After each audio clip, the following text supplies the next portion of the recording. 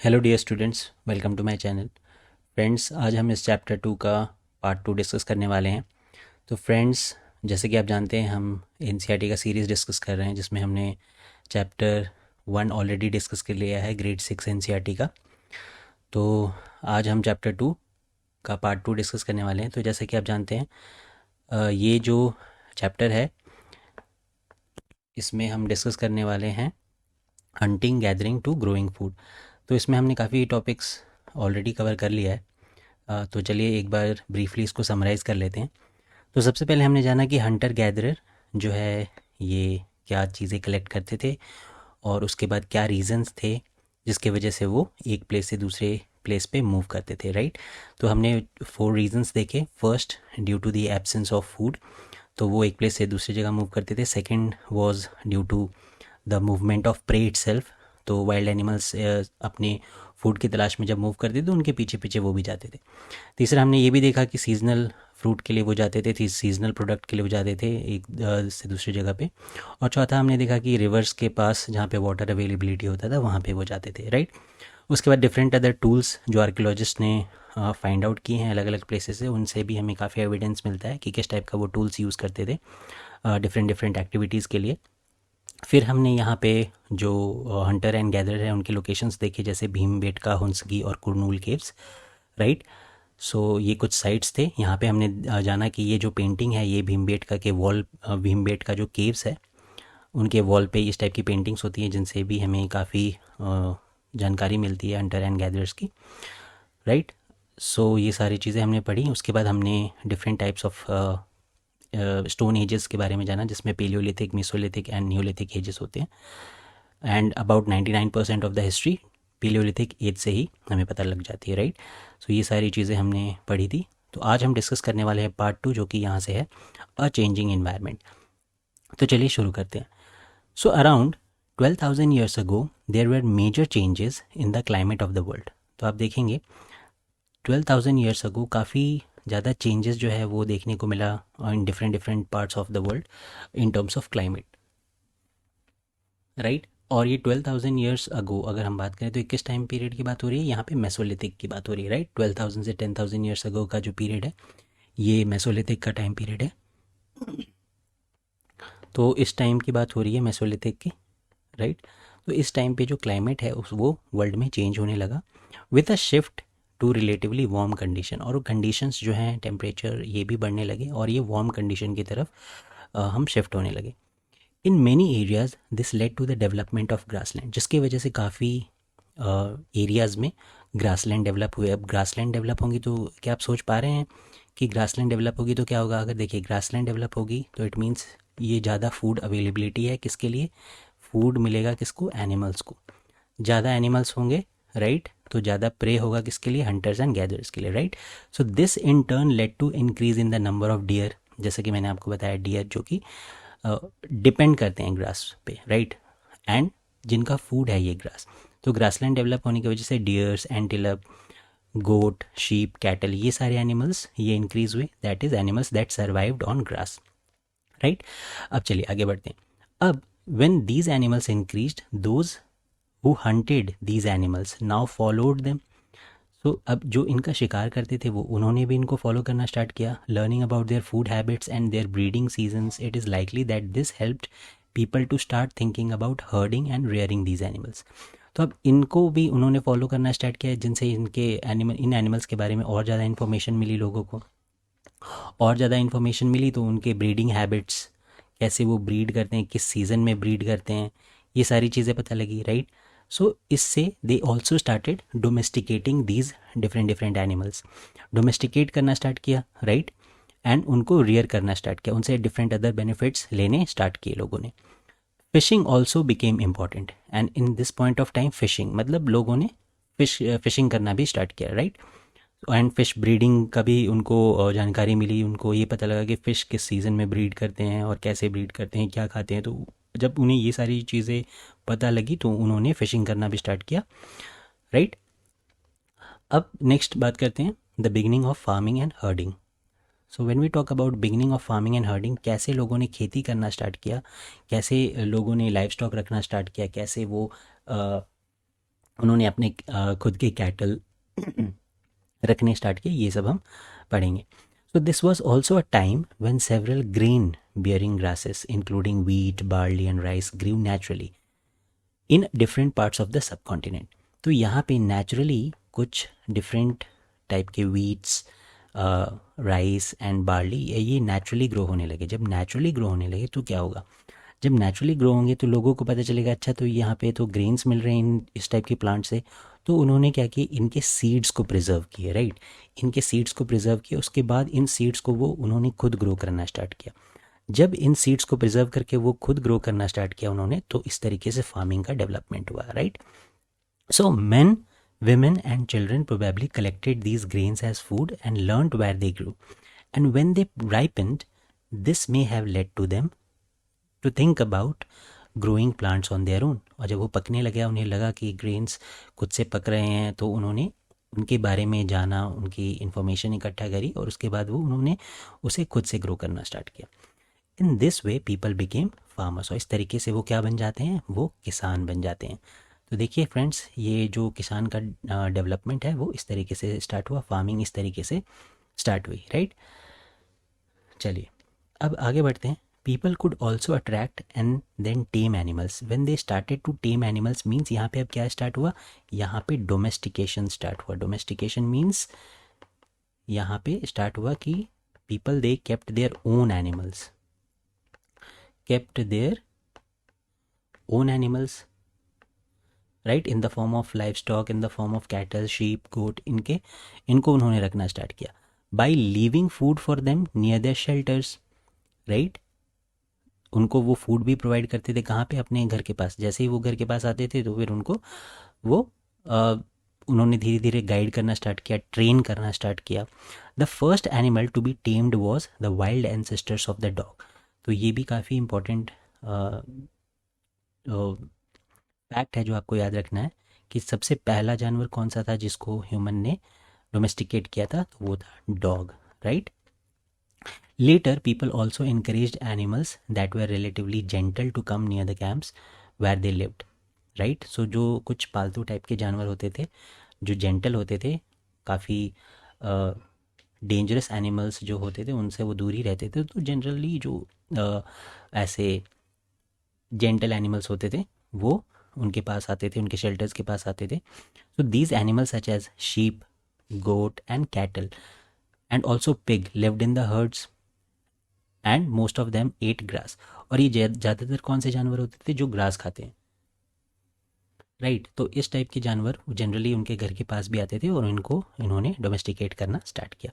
Often people protected these animals from attacks by other wild animals. अब आपको पता है कि जैसे फॉरेस्ट में अगर ये इस टाइप के ग्रास ईटिंग एनिमल्स होंगे तो इनके ऊपर जो हमारे कार्निवोर्स हैं वो भी रिलाई करते हैं इनको, वो भी उनके ये भी प्रे हैं, राइट.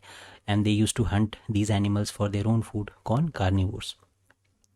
तो ये जो कार्निवोर्स होते थे उनसे बचाने के लिए, कार्निवोर्स जो कि वाइल्ड एनिमल्स है like tiger, we have hyenas, we have Lions.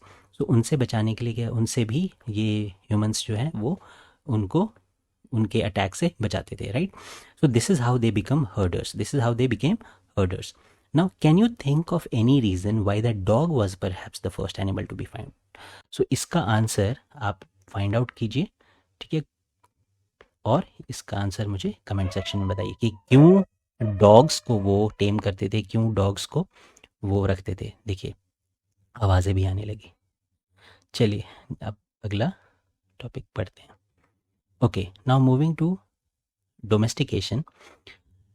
It is the name given to the process in which people grow plant and look after animals.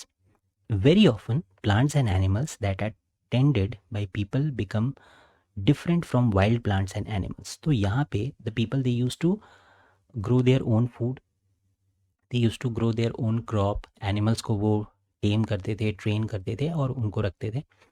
और the kind of plants the people use to grow, जिस type के plant लोग grow करते थे that was quite different from the plant which grew naturally. So जो कि wild plants होते थे या एनिमल्स होते थे, right. Because ultimately when it was provided with some kind of care वो डिफरेंट होता था. So this is because people select plants and animals for domestication. For example, they select those plants and animals that are not prone to disease. जो disease से free होते थे उस type के plants और एनिमल्स को वो सेलेक्ट करते थे. Then they also select plants that yield large size grains. और सिंस उनका कम टाइम लगे, ज़्यादा से ज़्यादा उनके पास फूड ग्रेन हो, इसीलिए वो उस टाइप के प्लांट्स भी सेलेक्ट करते थे जो लार्ज साइज के ग्रेन देते थे, right. And have strong stocks capable of bearing the weight of ripe grain, right. और जिसके जो स्टॉक्स होते हैं, स्टॉक्स एज इन जो उनका ये प्लांट का जो तना होता है वो, उसमें जब ज़्यादा ग्रेन्स होंगे, लेट्स सपोज इसमें अगर ज़्यादा ग्रेन्स हम डाल देंगे, सपोज इस पर्टिकुलर प्लांट में बहुत ज़्यादा ग्रेन्स है, तो ऐसा भी हो सकता है कि ये प्लांट इस ग्रेन के वेट से, इसमें इतने ज़्यादा ग्रेन है जिसके वजह से ये झुक जाए, राइट. तो इसीलिए वो ऐसे प्लांट को ग्रो करते थे जिनका स्टेम, ये जो स्टेम है, स्टॉक है, ये स्ट्रांग होना चाहिए, राइट. तो जब ये स्टॉक स्ट्रांग होगा तो ये प्लांट पे कितने भी ग्रेन है ये ऐसे अपराइट ही खड़ा रहेगा, राइट. और ये झुकेगा नहीं, और झुकेगा नहीं तो ये ग्राउंड को टच नहीं करेगा, जिससे इसमें कीड़े भी नहीं लगेंगे, राइट. तो ये सारी बातों का वो ध्यान रखते थे. Seeds from selected plants are preserved and sown to ensure that new plants and seeds will have the same qualities. अब वो ये भी इंश्योर करते थे कि सीड को वो प्रिजर्व करे so that if they are growing it in future तो वो भी सेम क्वालिटी का प्लांट हो, सेम क्वालिटी का ग्रेन्स वो प्रोड्यूस कर पाए. Amongst animals, those that are relatively gentle are selected from breeding. As a result, gradually domesticated animals and plants become different from wild animals and plants. So, animal में generally they used to select those animals which are gentle. वो wild animals को और dangerous animals को select नहीं करते थे, वो gentle animals को select करते थे, right? और इसके वजह से उन्हीं को उन्होंने domesticate करना start किया, right? And इस तरीके से जो प्लांट्स हैं और एनिमल्स हैं जो उन्होंने डोमेस्टिकेट करना स्टार्ट किए, they were quite different from wild animals and plants. ठीक है, आई होप आपको समझ आया होगा इस तरीके से कैसे वो वाइल्ड एनिमल्स और प्लांट्स जो हैं वो डिफरेंट थे, जो वो खुद ग्रो करते थे या डोमेस्टिकेट करते थे. For example, the teeth and horns of wild animals are usually much larger than those of domesticated animals. ये भी आपको एक फैक्ट है जो आप याद रख सकते हैं कि जो वाइल्ड एनिमल्स होते हैं उनके जो टीथ होते हैं या उनके जो हॉर्न्स होते हैं वो रिलेटिवली शार्पर होते हैं, वो थोड़े डरावने लगते हैं as compare to the animals which were domesticated at that point of time, even now also. Look at these two sets of teeth. यहाँ पे आपको दो इमेज दी गई है, ये दांतों की इमेज है. Which do you think belongs to a wild pig and which of this belongs to a domesticated one. So यहाँ पे आप देखिए ये छोटा सा है, बट यहाँ पे देखिए ये काफ़ी नुकीले इसके ये वाले दांत हैं, राइट. तो यहाँ पे आप देखिएगा ये काफ़ी नुकीले ऐसे हैं और ये काफ़ी बड़े हैं as compare to this one, ये काफ़ी सिंपल लग रहा है. तो ऑब्वियसली ये डोमेस्टिकेटेड एनिमल का होगा, ये वाइल्ड एनिमल का होगा, right. So domestication was a gradual process that took place in many parts of the world, right. It began about 12,000 years ago. Domestication कब स्टार्ट हुआ था? अराउंड 12,000 ईयर्स अगो. और ये किस टाइम पीरियड की हम बात कर रहे हैं? हम बात कर रहे हैं मेसोलिथिक एज की, राइट. हम बात कर रहे हैं मेसोलिथिक एज की. Virtually all the plants animals produce that we use as food today in result is a result of domestication only. तो ये सारी चीज़ें जो आज हम यूज़ कर पा रहे हैं ये भी डोमेस्टिकेशन की वजह से ही पॉसिबल हो पाया. Some of the earliest plants to be domesticated were wheat and barley. ये हमने फर्स्ट चैप्टर में भी पढ़ा था. सबसे first crops which was produced was wheat and barley. और ये कहाँ पे प्रोड्यूस हुआ था? जल्दी बताइए कमेंट सेक्शन में. चलिए मैं आपको बताता हूँ, ये प्रोड्यूस हुआ था सुलेमान एंड किरथार रेंज. ठीक है, सुलेमान एंड किरथार रेंज है, उसके पास ये सबसे पहले ग्रो करना स्टार्ट किया गया था. The earliest domesticated animals include sheep and goat. So सबसे पहले एनिमल्स जिनको डोमेस्टिकेट करना स्टार्ट किया गया था वो थे शीप और गोट, अपार्ट फ्रॉम डॉग, राइट. तो ये आप ध्यान रख सकते हैं. चलिए आगे बढ़ते हैं. So now we can see in this particular image that how the grains were used. So ways in which grains was used, it was used as seed, it was used as food, it was used as gift. लोगों को एक दूसरे को देने में भी ये काफ़ी कारगर साबित होती थी. And people also used to store these grains which can be used in future. So when domestication started, when farming started, तो क्या होगा? हंटिंग गैदरिंग से अब लोग फार्मिंग कर रहे हैं, अब लोग फूड अपना खुद का प्रोड्यूस कर रहे हैं और लोग एनिमल को डोमेस्टिकेट भी कर रहे थे. तो it all brought a new way of life among the people, among the masses. So if you plant a seed, you will notice that it takes some time to grow. This may be for several days. Obviously अगर आप कुछ भी seed लगाएंगे, किसी भी plant का seed लगाएंगे, तो obviously it will take some time to grow, right? क्योंकि और आप उसके लिए वेट करेंगे कि अब वो फ्रूट देगा, अब वो ग्रेन देगा, then you will harvest it. It might take weeks, it might take months, and in some cases पूरे साल भी लग सकता है. When people began growing plants, it meant that they had to stay in same place for a longer time period. अब देखिए यहाँ पे किस चीज़ की बात हो रही है. हंटर और गैदरर थे, hunter and gatherer, they use to move from one place to another. Hunter and gatherer, they were unstable, क्योंकि वो फूड की तलाश में एक से दूसरी जगह मूव करते थे. लेकिन जब फार्मिंग एंड डोमेस्टिकेशन स्टार्ट हुआ तो people they stabilized themselves and they became stable. और वो स्टेबल हो गए और वहाँ पे उन्होंने सेटल होना स्टार्ट कर लिया जहाँ पे वो फूड ग्रो करते थे. Looking after the plants, watering, weeding, driving away animals and birds, तो ये सारी चीज़ें उनको करनी पड़ती थी. प्लांट्स को वाटर करना है, उनको जंगली घास जो उग जाते हैं जिन्हें हम वीडिंग कहते हैं वो हटाने पड़ते थे, वीड्स हटाने पड़ते थे, जानवरों को दूर भगाना पड़ता था ताकि उनके क्रॉप्स को वो ना खा जाए, बर्ड्स को हटाना पड़ता था. टिल द ग्रेन, जब तक वो उनका जो फूड ग्रेन है वो पक ना जाए. And then the grain had to be used carefully and further, जब वो पक जाता था तो then they use to harvest those grains और उसको वो फर्दर फिर यूज़ करते थे, राइट? अब बात करते हैं नेक्स्ट टॉपिक की, नेक्स्ट पार्ट डिस्कस करते हैं.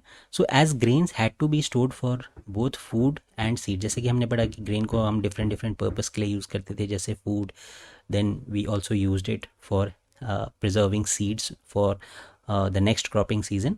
People had to think of ways of storing it. तो अब उनको जब सीड को प्रिजर्व करना है तो ऑब्वियसली उनको स्टोर करना पड़ेगा, और उस टाइम पे स्टोर कैसे करेंगे वो, right? So in many areas they began making large clay pots, तो वो बड़े बड़े पॉट्स बनाने लगे, राइट? वो कुछ इस टाइप के ऐसे बड़े बड़े घड़े बनाने लग गए, पॉट्स बनाने लग गए, और इस टाइप के पॉट्स में वो लार्ज पॉट्स होते थे, इस टाइप के पॉट्स में वो ग्रेन्स को स्टोर करने लग गए. और वोव बास्केट और dug pits into the ground, and they also started to weave basket, बड़े बड़े टोकरियाँ वो ऐसे बिनने लग गए, जिससे इन टोकरियों में they started to store the grains. और dug pits into the ground, और कई बार वो अर्थ है उसके अंदर ही बड़ा सा ग्राउंड को वो ऐसे खोद देते थे और इसमें ही ग्रेन्स को वो रख देते थे. Now do you think Hunter gatherers would have made and used pots? क्या आपको लगता है कि हंटर और गैदरर जो थे वो इन पॉट्स को बनाते होंगे और उनमें ग्रेन्स रखते होंगे? अगर आपका आंसर हाँ है तो आप या ना है, जो भी हो आपका आंसर, आप रीज़न के साथ उसका आंसर दे सकते हैं और आप हमें कमेंट सेक्शन में बता सकते हैं कि क्या वो बनाते होंगे. अगर हाँ तो क्यों, और ना अगर नहीं तो क्यों नहीं, right? Now talking about rearing of animals. So next step जो है वो रेयरिंग ऑफ एनिमल्स करते थे वो. सो animals multiply naturally, right? Besides, if they are looked after carefully, they provide milk, which is an important source of food and meat whenever required. And in other words, animals that are reared can be used as a store for food. आपको पता है कि जो animals को वो domesticate करते थे, specially sheep, गोट या कैटल, तो ये जो डिफरेंट एनिमल्स होते थे, then they use to provide what, they were generally use for commercial purposes, मतलब later on, but initially they were used for providing those humans with different kinds of products as in it was used for products such as food in the form of meat. Also they could get milk, उनसे उनको milk भी मिलता था, उनसे उनको फिर leather की चीज़ें भी मिलती थी, राइट? एनिमल हाइड, जिससे एनिमल स्किन, जिसके वो लेदर के क्लोथ्स बनाते थे, लेदर के डिफरेंट बैग्स वगैरह बनाते थे, राइट। सो एनिमल जो है उनको काफ़ी हेल्प करते थे, राइट। तो अगर if they were taking good care of these kind of animals, अगर वो शिप का या शीप का या गोट का या कैटल का अच्छे से ध्यान रखते थे, तो अल्टीमेटली ये उनको फूड भी प्रोवाइड करते थे, मीट भी प्रोवाइड करते थे, एंड ये नेचुरली ब्रीड करते थे। इनको उन्हें ब्रीड करवाना नहीं पड़ता था, उन्हें ग्रो करवाने की ज़रूरत नहीं पड़ती थी, जैसे प्लांट को उनको प्रिजर्व करना है, ग्रो करवाना है खुद से, अ, लेकिन इस केस में उनको ऐसा नहीं करना होता था, राइट, क्योंकि ये नेचुरली ब्रीड करते थे। Apart from food, what are the other things that could have been obtained from animals? आपको क्या लगता है कि फूड के अलावा वो एनिमल से और क्या क्या चीज़ें ऑब्टेन करते होंगे? एक चीज़ तो मैंने यहाँ पे बता दिया है, बाकी आप कमेंट सेक्शन में बता सकते हैं कि और क्या क्या चीज़ें उन्हें एनिमल से मिलती होंगी, and what are the different animals who are used today, that also you can answer in the comment. Now finding out about the first farmers and herders, कैसे हमें पता चला और क्या क्या एविडेंसेस हैं जिनसे हमें फर्स्ट फार्मर्स एंड हर्डर्स के बारे में पता चलता है? तो चलिए इसके लिए हम मैप 2 पे जाते हैं, जहाँ पे we will notice that a number of blue squares each marks a site from where archaeologists have found evidence of early farmers and herders. अब हम मैप 2 पे जाते हैं, जहाँ पे हमें पता चलेगा कि कैसे जो है आर्कियोलॉजिस्ट ने डिफरेंट डिफरेंट साइट्स के बारे में पता लगाया जहाँ पे लोग जो है फार्मर्स और हर्डर्स हुआ करते थे। तो चलिए हम चलते हैं।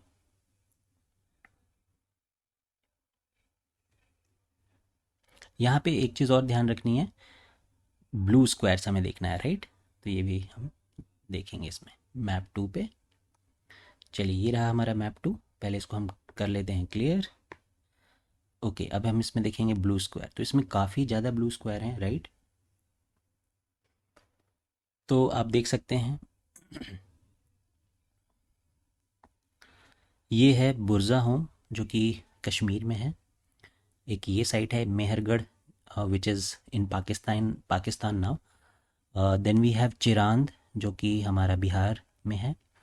फिर ये कोडी हावा एंड महागरा वाला रीजन भी है जो मध्य प्रदेश एंड उत्तर प्रदेश रिस्पेक्टिवली उस वाले रीजन में ये मिलते हैं। देन वी हैव डाउजाली हैदिंग जो ये असम और त्रिपुरा के बॉर्डर के पास आपको दिखेगा, राइट। और उसके बाद वी हैव हल्लूर जो कर्नाटका में आपको दिखेगा, और देन वी हैव पय्यमपल्ली, ठीक है, जो कि तमिलनाडु एंड कर्नाटका के बॉर्डर के पास आपको देखने को मिलेगा। तो these are the different locations. ये कौन से लोकेशंस हैं? ये वो लोकेशंस हैं जहाँ पे first farmers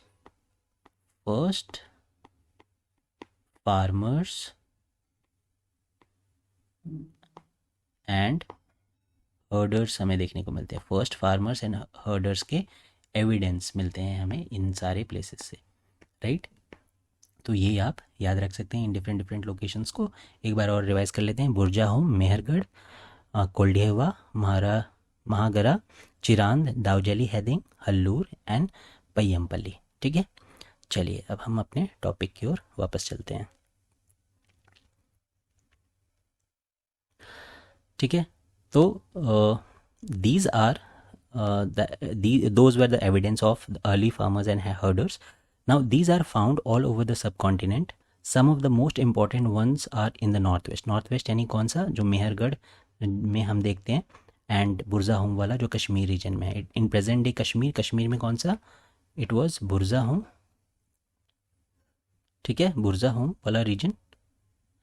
and in south India in the east Daojali Hading वाला जो रीजन था, राइट, दाउजली हैदिंग जो कि ईस्ट में था, चिरांद वाला रीजन भी है। एंड साउथ इंडिया में कौन सा था? Hallur and Paiyampalli, right. ये सारे रीजन थे साउथ इंडिया में। तो ये हल्लूर एंड पय्यमपल्ली साउथ में हो गया, बुरजा होम हमारा कश्मीर वाला रीजन हो गया, एंड दाउजली हैदिंग ये हमारा ईस्टर्न रीजन हो गया। Now to find out whether these sites were settlements of farmers and herders, scientists study evidences of plants and animal bones. So to find out कि these settlements of farmers and herders, scientists also have this evidence of plants and animals bones, उनकी bones और animals के bones के बारे में and plants से भी study करके उन्हें डिफरेंट डिफरेंट एविडेंसेस के बारे में पता लगता है। One of the most exciting finds includes remains of burnt grain. उन्हें जले हुए ग्रेन्स भी मिलते हैं, जिनसे भी उन्हें काफ़ी एविडेंस मिला है जले हुए ग्रेन्स का। This may have been burnt accidentally और ऑन पर्पस। अब ये बर्न्ट ग्रेन एक्सीडेंटली हुआ था या जानबूझकर उन्होंने जलाया था, ये थोड़ा सा अननोन चीज़ें हैं, बट ऐसा लगता है और ये ऐसा प्रिडिक्ट किया गया है कि हो सकता है एक्सीडेंटली हुआ हो या जानबूझकर उन्होंने जलाया हो, right. So scientists can identify these grains, and so we know that a number of crops were grown in different parts of the subcontinent. अभी इन grains के help से we can identify that what kind of grains were grown, what kind of different crops were grown at that point of time in the subcontinent region. So they can also identify the bones of different animals as in different places पे अगर bones मिलेंगे, it means they can identify which of the animals were domesticated.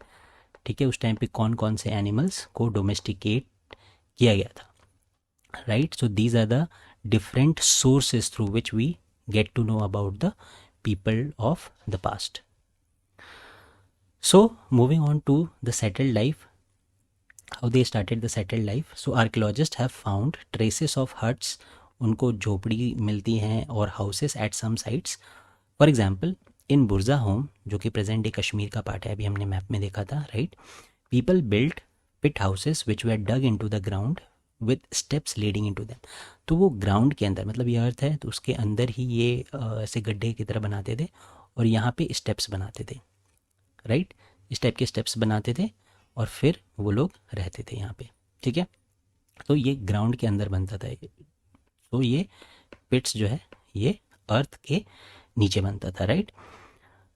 These may have provided shelter in cold weather, and archaeologists have also found cooking hearth both inside and outside the huts basically. तो यहाँ पे अब ये इस type के पिट्स क्या provide करते थे, इनको विंटर में शेल्टर प्रोवाइड करते थे। विंटर में आपको पता है कि बुर्जा होम जो कि कश्मीर वाले रीजन में है, ये कहाँ पे है, कश्मीर में, और वहाँ पे क्या होती है, बहुत ज़्यादा ठंड पड़ती है। अब ठंड पड़ती है तो उस टाइम पे इतने सारे स्वेटर्स और ये इलेक्ट्रिक हीटर वगैरह तो होते नहीं थे, तो वो लोग क्या करते थे, ठंड से बचने के लिए वो इस टाइप के पिट्स बनाते थे जिससे वो सर्दियों से बचते थे, राइट। और फिर archaeologist have also found cooking hearth. Cooking hearth मतलब जहाँ पे वो लोग कुकिंग किया करते थे, खाना बनाया करते थे, वो भी काफ़ी साइट्स उन्हें मिले हैं। And it was found both inside the hearth, कई जगह वो जहाँ पे झोपड़ी होता था उसके अंदर भी मिले हैं चीज़ें, कई बार झोपड़ी के बाहर भी इस टाइप के हर्ट जो हर्थ है, जो कुकिंग प्लेसेस हैं, वो देखने को मिले हैं, राइट।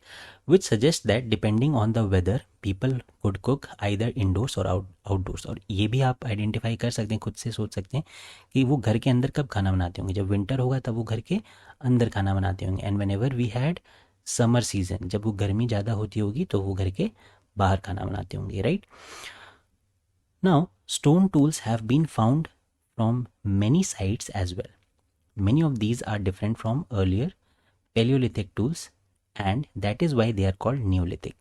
So stone tools भी काफ़ी places से we have identified, and you will get to know कि Paleolithic में, old stone age में जो हम stone tools use करते थे, that were quite bigger. So old stone age में the stone tools were of bigger size, right? Bigger size के stone tools use करते थे.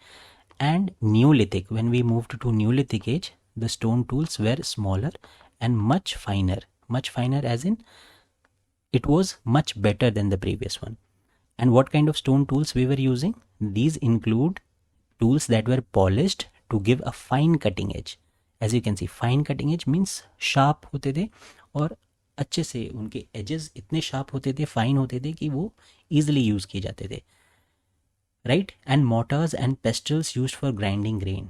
तो वो जो सिलबट्टा और होते हैं ना, सिलबट्टे पे जिस पे मसाला वगैरह आपके घर में हो सकता है पुराने टाइम में आपने देखा हो कि लोग पिसा करते थे, या आपने मूवीज़ में देखे होंगे या कहीं वीडियो में देखा होगा।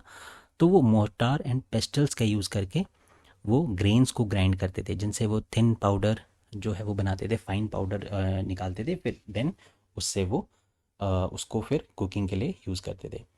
And also they used it for other plant produce, जिनको भी उनको फाइन पाउडर्ड फॉर्म में कन्वर्ट करना है, या जिनके छोटे पार्टिकल्स उनको चाहिए होते थे. Now, mortars and pestles are used for grinding grain even today. Several thousand years later, at the same time, tools of Paleolithic types continued to be made and used. And remember, some tools were also made of bone. So, ये Paleolithic ऐसा नहीं है कि Paleolithic as के tools जो है वो use करने बंद कर दिए गए हों. सो न्यूलिथिक एज जब आया तो पेलियोलिथिक से न्यूलिथिक एज में टूल्स बेटर हो गए. ठीक है, better tools were there. But आपको पता चलेगा कि यहाँ पे बेटर टूल्स तो हो गए, right, but the same tools which were used यहाँ पे, the same tools were continued to be used in neolithic site as well. वो यहाँ पे भी यूज़ होते थे, right, and it was used for several thousand years, right. At the same time, so remember some tools were also made up of bones. So कई tools आपको ऐसे भी मिलेंगे जो हड्डियों से बने होते थे, बोन्स, एनिमल के बोन्स से बने होते थे, राइट. अब यहाँ पे आपको दिखेंगे काफ़ी टूल्स हैं, न्यू स्टोन टूल्स हैं. तो ये डिफरेंट डिफरेंट टाइप के टूल्स हैं जो आप देख सकते हैं, जो डिफरेंट डिफरेंट पर्पज़ के लिए यूज़ किए जाते होंगे. Many kinds of earthen pots have also been found. These were sometimes decorated and were also used for storing things. Earthen pots means pots made up of clay. ये आपको देखने को मिलते हैं जो डिफरेंट डिफरेंट पर्पज़ के लिए use किए जाते होंगे. समटाइम्स उन्हें डेकोरेटेड फॉर्म में भी निकाला गया है, and sometimes it was also found कि वो चीज़ों को स्टोर करने के लिए यूज़ किए जाते होंगे. People began using pots for cooking food. खाना बनाने के लिए भी उन्होंने यूज़ करना स्टार्ट किया. एंड देन स्पेशली ग्रेन्स जैसे कि राइस, व्हीट एंड लेंटिल्स, इन सब को पकाने के लिए उन्होंने जो पॉट्स हैं वो यूज़ करने स्टार्ट किए, which is now an important part. अब आपको भी पता है कि अभी भी खाने बनाने के लिए आजकल वो हम कितना वो हमारे लिए ज़रूरी है, राइट. बट उस टाइम पे वो धीरे धीरे ये चीज़ें जो हैं स्टार्ट हुई थी, right. And how it is the different things like wheat, rice and lentils, they are important for our diet now. Now besides they began weaving cloth, उन्होंने कपड़े बुनने स्टार्ट किए using different kinds of material. For example cotton that could now B grown. तो cotton से उन्होंने cloth भी बनाना start किए, cotton के कपड़े स्टार्ट किए बनाने, right. So they started weaving cotton clothes. So did things change everywhere and all at once. तो क्या आपको लगता है कि सारी चीज़ें हर जगह एक साथ ही बदल गई थी? क्योंकि ये सारे डेवलपमेंट हम कहाँ के लिए बात कर रहे हैं, किस प्लेस के लिए बात कर रहे हैं? तो ये सारे डेवलपमेंट जो आप देख रहे हैं ये सब कॉन्टिनेंट वाले रीजन के लिए बात कर रहे हैं, राइट, इंडियन सब कॉन्टिनेंट के लिए. तो क्या आपको लगता है कि ये सारा डेवलपमेंट जो है पूरे रीजन में सेम था या सेम पेस पे हो रहा था? तो ऐसा ज़रूरी नहीं है, not quite. In many years, men and women still continued to hunt and gather food, and elsewhere people adopted farming and herding slowly, right? Over several thousand years, besides, in some cases, people tried to combine these activities, doing different things during different seasons. तो ऐसा नहीं था कि लोग एकदम से बदल गए, वो अभी भी हंटिंग और गैदरिंग कर रहे थे, राइट, बट कुछ जगह पे भी लोग फार्मिंग कर रहे थे and they were also domesticating animals. So ये सारे एक्टिविटीज़ कंबाइन होते चले गए, लोग डिफरेंट डिफरेंट टाइप की एक्टिविटीज़ करते चले गए and in different different season. तो किसी सीज़न में अगर वो क्रॉप ग्रो नहीं कर पाते थे तो वो हंटिंग करते थे, गैदरिंग करते थे. जिस सीज़न में उनको लगता था कि वो क्रॉप ग्रो कर सकते हैं तो उस सीज़न में वो क्रॉप ग्रो भी करते थे. तो ये सारी एक्टिविटीज़ पैरेलली चल रही थी. सो अब इस टाइप के पॉट्स होते थे जो डिफरेंट डिफरेंट पर्पज़ के लिए यूज़ किए जाते थे, ठीक है, खाना पकाने के लिए या चीज़ों को स्टोर करने के लिए. Now talking about a particular area, Mehrgarh, जो कि कहाँ पे है, पाकिस्तान में है, राइट. मेहरगढ़ एक साइट है पाकिस्तान में. सो यहाँ का एक क्लोज़र लुक देखते हैं, डिटेल में थोड़ा बात करते हैं इसके बारे में. So living and dying in Mehrgarh. So Mehrgarh हमने ऑलरेडी मैप में देखा है. This site is located in a fertile plain near the Bolan pass which is one of the most important routes to Iran. Mehrgarh was, एक बार और देख लेंगे अभी इसको, थोड़ा इसको पढ़ लेते हैं.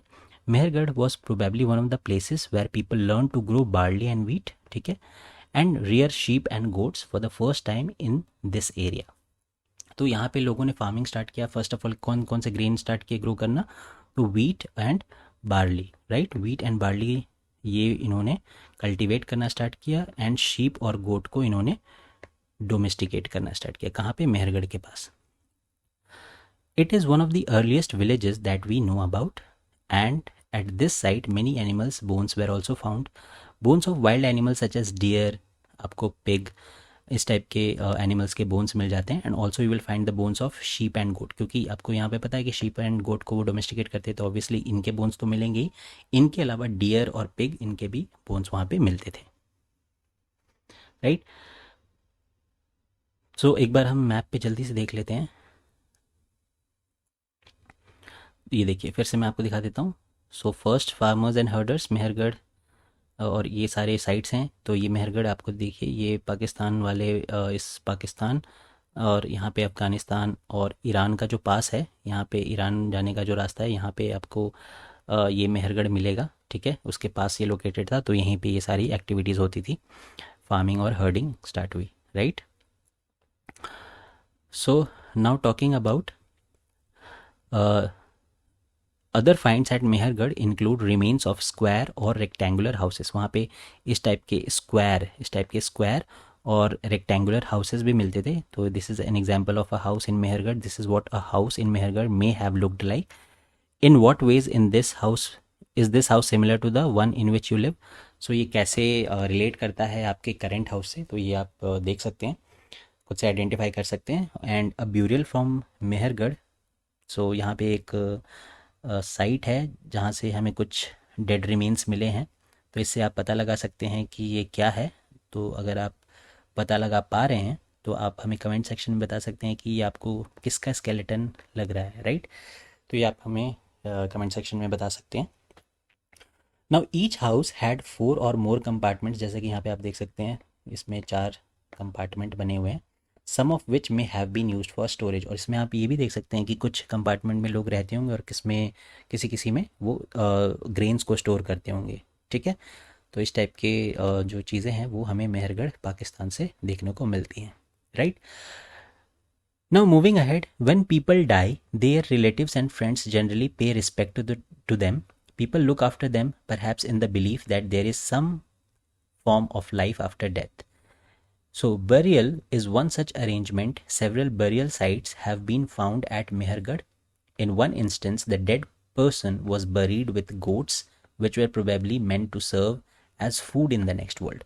तो देखिए, वहाँ पे उस टाइम पे भी लोगों के अंदर काफ़ी जो है ये डिफरेंट रिलीजियस प्रैक्टिसेस होते थे, डिफरेंट रिचुअल्स जो थे, डिफरेंट ट्रेडिशंस या कल्चर कहें, जो वो फॉलो किया करते थे. तो ये एक जो प्रैक्टिस है जो काफ़ी कॉमन था मेहरगढ़ पाकिस्तान में. जो लोग मिले हैं, आई मीन जो उनके एविडेंस मिले हैं, उनसे पता लगता है कि एक प्रैक्टिस काफ़ी कॉमन था कि वहाँ पे लोगों को बरी किया जाता था, राइट. सो ये बरियल साइट्स जो हैं ये काफ़ी देखने को मिले हैं, और यहाँ पे लोगों को बरी किया जाता था बिकॉज दे फॉर्म की दे यूज टू थिंक कि वहाँ पे after dying they have another life, another form of life, ठीक है. तो पीपल यूज टू थिंक कि after dying they have another form of life. So वहाँ पे कुछ चीज़ें यहाँ से वो उनके साथ बरी करते थे, सो दैट उनको लगता था कि ये चीज़ें उनको दूसरे लाइफ में हेल्प करेंगी. तो इसीलिए ये बरियल में आपको पता लगेगा कि वहाँ पे ये चीज़ें मिली हैं कि in one such arrangement several burial sites have been found at Mehrgarh. In one instant the dead person, जो मृत आदमी था, जो डेड पर्सन था, उसके साथ गोट्स को बरी किया गया. अब ये क्यों बरी किया गया? इसीलिए कि उनको लगता था कि नेक्स्ट फॉर्म ऑफ लाइफ होगा, उसमें वो उनको फूड प्रोवाइड करेगा या फूड का काम करेगा, इसीलिए, ठीक है. तो इस तरीके से हम ये चैप्टर कंप्लीट करते हैं. अब आइए जल्दी से फिल इन द ब्लैंक्स एक बार डिस्कस कर लें.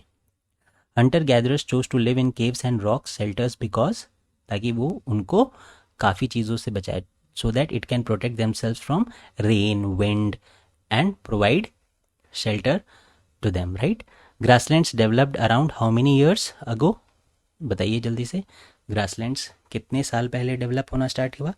तो it developed around 12,000 years ago, right. ये हम देख लेते हैं जल्दी से, ये हमने अभी पढ़ा था.